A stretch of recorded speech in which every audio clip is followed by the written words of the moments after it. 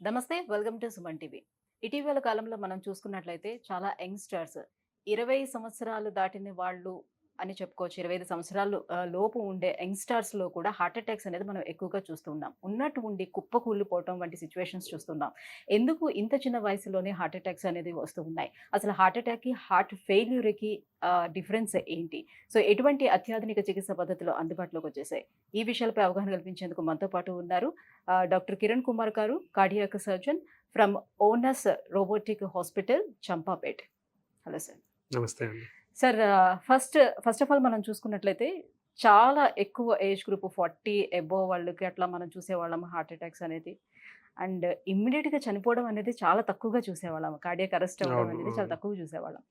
But treatment చేయడానికి కొంతవరకు time అనేది ఉండేది. బట్ ఇప్పుడు చూస్తే చాలా చిన్న పిల్లలు, చిన్న ఏజ్ కాలేజ్ చదువుతున్న పిల్లలు కూడా ఉన్నట్టుండి సడెన్‌గా కుప్పకూలిపోయి అక్కడికక్కడే చనిపోవడం జరుగుతుంది. ఎందుకు ఇలా జరుగుతుంది? నమస్తే అండి. నేను doctor Kiran Lakkireddy, senior interventional cardiologist, onus robotic hospital, Champapet, Hyderabad. So, అందరం గూడా గమనిస్తూనే ఉంటాం మన చుట్టుపక్కల ఏం జరుగుతా ఉందనేసి. సో, మనం వరల్డ్‌లో చూస్తే హార్ట్ అటాక్స్ అనేది చాలా పెరిగిపోతా ఉన్నాయి. సో, పర్టిక్యులర్‌లీ కార్డియోవాస్కులర్ డిసీజెస్ అంటాం. అంటే మన బ్లడ్ వెసల్స్, కార్డియోవాస్కులర్ అంటే గుండెతో పాటు బ్లడ్ వెసల్స్ అనేది కూడా సర్క్యులేషన్ సిస్టమ్ అంటాం. అంటే మన బ్లడ్ అంతా వెసల్స్ ద్వారానే సర్క్యులేట్ అవుతుంది. సో, హ్మ్. హార్ట్ అనేది వైటల్ ఆర్గన్. అంటే మన హార్ట్ పంప్ చేస్తే తప్ప ఏ బాడీకి కూడా ఆ ఫ్యూయల్ అంటాం. సో, హ్మ్. ప్రతిదానికి ఒక ఫ్యూయల్ కావాలి ఆర్గాన్‌కి. సో, అలానే మన గుండె పని చేస్తేనే ఆ ఫ్యూయల్ అనేది బాడీ మొత్తం సర్క్యులేట్ అవుతుంది. ఆక్సిజన్ కావాల్సిన న్యూట్రియంట్స్ అంతా బాడీకి అందుతాయి. So, heart is that much important. మరి ఈ హార్ట్‌కి కూడా బ్లడ్ సప్లై అనేది ఇంపార్టెంట్. సో, ఇప్పుడు మనం ఇక్కడ చూస్తున్నాం గుండె రక్తనాళాలు ఈ పైన బ్లూ అండ్ రెడ్. సో, ఇవి గుండె రక్తనాళాలనమాట. సో, ఈ గుండె రక్తనాళాలు ఉంటాయి. అంటే లెఫ్ట్ సైడ్ 2, రైట్ సైడ్ 1 ఉంటుంది. సో, ఇవి చాలా ఇంపార్టెంట్. మన గుండెకి బ్లడ్ సప్లై చేస్తుందనమాట. హ్మ్. సో, ఈ గుండె బ్లడ్ సప్లై చేసే దాంట్లలో బ్లాక్స్ అంటాం. అంటే బ్లాక్ అంటే ఏంటి? ఇప్పుడు ఒక ట్యూబ్ ఉంటుంది. ఒక ట్యూబ్ అనేది ఇది నార్మల్ మనకి లూమెన్ అంటాం ఏరియా. అంటే హ్మ్. ఫ్లూయిడ్ అనేది పారుతుంది బ్లడ్ అనేది. సో, ఈ ట్యూబ్ అనేది సైజ్ తగ్గుతా రావడాన్ని మనం బ్లాక్ అంటాం.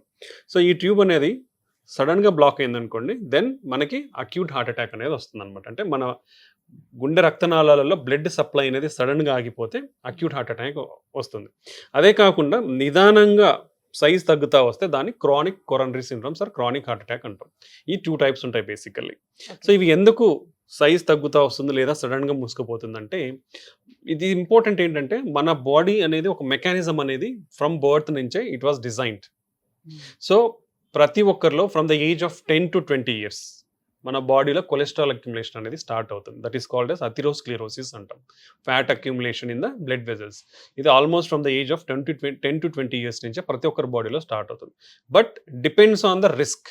అంటే మన రిస్క్‌ని బట్టి అది కొందరిలో తొందరగా రావడము, కొందరిలో వేరే ఏజ్‌లో ప్రెజెంట్ అవ్వడము, ఏజ్ వేరియేషన్ అనేది వస్తూ ఉంటుంది. హ్మ్. సో, ఇది చాలా ఇంపార్టెంట్. ప్రీవియస్‌గా చూస్తే మనకి బీపీ గాని, షుగర్ గాని, కొలెస్ట్రాల్ ప్రాబ్లమ్స్ ఇవన్నీ ఫర్ ప్రపోర్షనేట్ 60 ఇయర్స్ దాటిన తర్వాతనే అందరికీ వచ్చాయి. But now in the present జనరేషన్‌లో 30 ఇయర్స్ దాటితే, 30 సంవత్సరాలు దాటితే అందరికీ బీపీలు, షుగర్లు, కొలెస్ట్రాల్ ప్రాబ్లమ్స్ ఎక్కువైపోతున్నాయి. ఇది one of the main reason why యంగ్‌స్టర్స్‌లో హార్ట్ అటాక్ ఎందుకొస్తుందనేది. ఇవన్నీ కూడా ఎందుకొస్తున్నాయి? బీపీ అయినా, కొలెస్ట్రాల్ అయినా, లేదంటే షుగర్ అయినా యంగ్ ఏజ్‌లో ఎందుకొస్తున్నాయంటే లైఫ్ స్టైల్. మన లైఫ్ స్టైల్ అనేది పూర్తిగా మారిపోయింది. ఏం మార్పులొచ్చాయి? అర్బనైజేషన్, మోడర్నైజేషన్ అని lot of things has been changed. First thing వచ్చేసి ఫుడ్.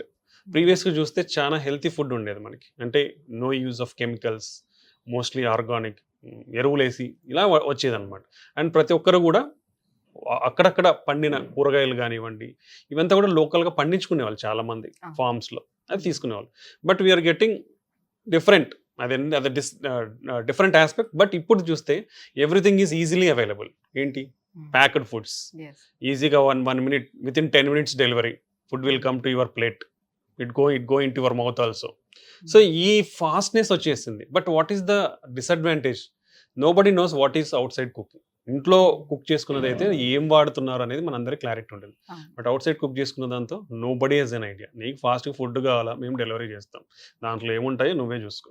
హ్మ్. ఓకే. సో, ఈ ఫాస్ట్ ఫుడ్స్ వచ్చిన తర్వాత processed foods, packed foods, chips లేదంటే pizzas, burgers, everything is processed. అవును. దాంట్లో lot of ingredients like added colours ఉండొచ్చు. Lot of things. Okay. So, ఈ abnormal changes in the food habits. And ఎంతమంది రోజుకి ఫ్రూట్స్ అండ్ వెజిటబుల్స్ తింటున్నారు? This is most important. So nearly according to data, మనకున్న data ప్రకారము less than 50% of the people, less than 50% వారానికి ఒక్కరోజే fruit తింటారంట. యూజువల్గా ఎన్ని రోజులు, రోజుకి ఎన్నిసార్లు తీసుకోవాలి? మినిమం 2 times ఫ్రూట్స్ తీసుకోవాలి రోజుకి. But less than 50% of our population వారానికి ఒక్క పూట మాత్రమే ఫ్రూట్స్ తింటున్నారు. వెజిటబుల్స్ రోజుకి ఎన్నిసార్లు తీసుకోవాలంటే almost 3 times, 3 to 5 times vegetables తీసుకోవాలి. But according to Indian data, ICMR data ప్రకారం only around 20% of the people మాత్రమే రోజుకు 3 పూట్ల వెజిటబుల్స్ తింటున్నారు. So this much disparity in food habits came. So ఈ ఫుడ్ హ్యాబిట్స్ చేంజ్ అవ్వడం ద్వారా fast foods, packed foods, processed foods అనేది ఎక్కువ అవ్వడం వల్ల మనకు లాట్ ఆఫ్ హెల్త్ ప్రాబ్లమ్స్ అనేది పెరిగిపోతున్నాయి. This is the first important thing. Second thing is exercise. Previously everybody is going for farming. Farming అంటేనే ఫిజికల్ యాక్టివిటీ ఉండేది. Now everybody's job is desk jobs. Desk jobs, stuck in traffic. సిటీస్లో అయితే ఇంకంతే, కూర్చొనే ఉంటాం. Travel అప్పుడు కూర్చొనే ఉంటాం, ఇంటికి పోయినాక కూర్చొనే ఉంటాం, ఇదంతా ఉంటుంది. So no role of activity. Activity అనేది ప్రతి ఒక్కరిలో తగ్గిపోతూ వస్తూ ఉంది. So when there is no activity, మీరు తీసుకునేదంతా ఎక్కడ ఎక్స్పెండిచర్ చేస్తారు? అది ఖర్చు అవ్వకుంటే బాడీలోనే అక్యుములేట్ అవుతుంది. So cholesterol accumulation will start in your body. This is one of the second most important thing. Physical activity లేకపోవడానికి కారణం desk jobs, simultaneously increase in the media, phone addictions, TV addictions, social media addictions. So continuously కూర్చొని చూస్తూనే ఉంటారు phone 24 గంటలు. So that's why not only heart problems, bone problems, everything increase అవుతా ఉన్నాయి. So this lack of physical activity అనేది very very important. ఈ రెండు అనేది చాలా మార్చేసినాయి. సో ఈ రెండిటి వల్ల ఏమొస్తుంది? ఒబెసిటీ వస్తుంది. యాక్టివిటీ లేదు, ఫుడ్ తీసుకుంటున్నారు. So what is there? Obesity. Particularly abdominal obesity అనేది చాలా ఇంపార్టెంట్. సో అబ్డామినల్ ఒబెసిటీతో మనకు వచ్చేది ఏంటంటే మెటబాలిక్ సిండ్రోమ్ అంటాం.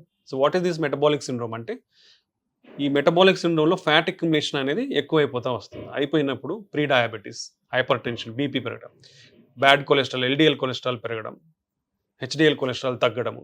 సో ఇవన్నీ వచ్చేస్తాయి. సో ఒక చిన్న 2 కాన్సెప్ట్స్, లైఫ్ స్టైల్ మారడం వల్ల ఒబెసిటీతో మిగతా జబ్బులన్నీ స్టార్ట్ అయిపోయినాయి. అంటే మన లైఫ్ స్టైల్ విధానమే మొత్తానికి ప్రాబ్లమాటిక్లో ఉంది. So this has to be changed. So దీనివల్ల బీపీ, షుగర్, కొలెస్ట్రాల్ అనేది పెరిగిపోతూ ఉన్నాయి. Third most important thing in the present generation, stress. Everybody is having stress. Stress will have a lot of influences in your body, in your food habits, in your exercise, in your hormonal system. Everything it has effects, stress valla. So completely it is changing our lifestyle. Stress also again. దీని వల్ల కూడా because of stress there is increase in the BP వల్ల గుండె పనిచేసే విధానంలో workload అనేది పెరుగుతుంది. Workload పెరిగినప్పుడు heart will get slowly damaged. So these are the factors. యంగ్స్టర్స్లో ఎందుకు హార్ట్ అటాక్స్ అనేది పెరిగిపోతున్నాయంటే ఇవన్నీ కారణాలు. Right, thank you so much sir. So యంగ్స్టర్స్లోని మెయిన్ది ఎందుకు హార్ట్ అటాక్స్ అనేది పెరిగిపోతుంది అండ్ అందుబాటులో ఉన్నటువంటి ట్రీట్మెంట్స్ గురించి కూడా ఎక్స్ప్లెయిన్ చేసినందుకు థ్యాంక్ యూ సో మచ్.